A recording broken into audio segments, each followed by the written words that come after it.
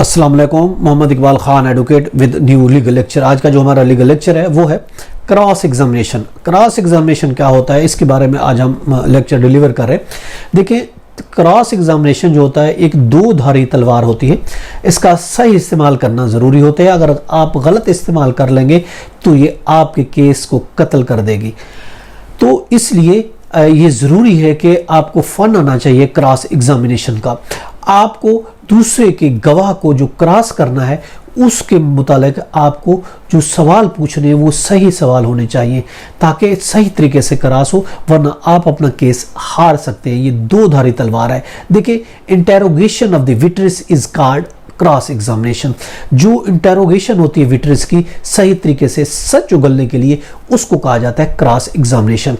Cross examination is the proceeded by the direct examination. जब direct examination यानी examination chief हो जाता है, डायरेक्ट पार्टी अपनी एविडेंस दे देती है, तो उसके बाद बारी आती है क्रॉस एग्जामिनेशन की। अपोजिट पार्टी का एडवोकेट उस पर क्रॉस क्वेश्चन करेगा, जिसको इनडायरेक्ट तरीके से उसका एग्जामिनेशन चीफ जिसका हो चुका है, अब उस पर अपने क्रॉस एग्जामिनेशन करना है। पाकिस्तान में देखिए, यूनाइटेड किंगडम में, ऑस्ट्रेलिया में, कनाडा में, साउथ अफ्रीका में, इंडिया में जो है ये सारे रूल्स जो है ये अप्लाई होते हैं, followed by the redirect re examination.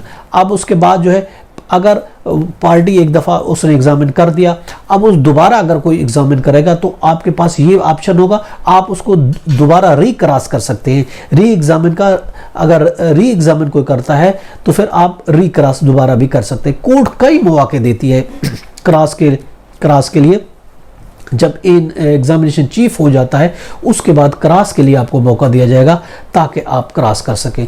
अगर क्रॉस के बाद दूसरी पार्टी दोबारा अपनी पार्टी को एग्जामिन कराती है तो आप फिर आपके पास होगा कि आप आप क्रॉस दोबारा से क्रॉस भी कर सकते हैं। यूनाइटेड स्टेट्स फेडरल कोर्ट्स में ऐसे सवालात की इजाज़त नहीं होती जिसका ताल्लुक एग्जामिनेशन चीफ से होता है। हमारे यहाँ भी यही है।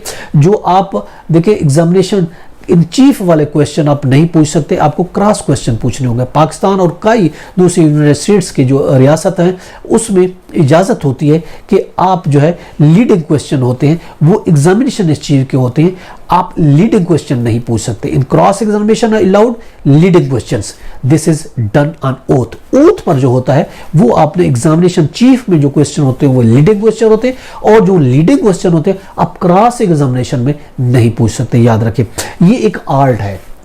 Cross examination is the art, और इस पर बहुत ज़्यादा बुक्स भी अवेलेबल है मार्केट में।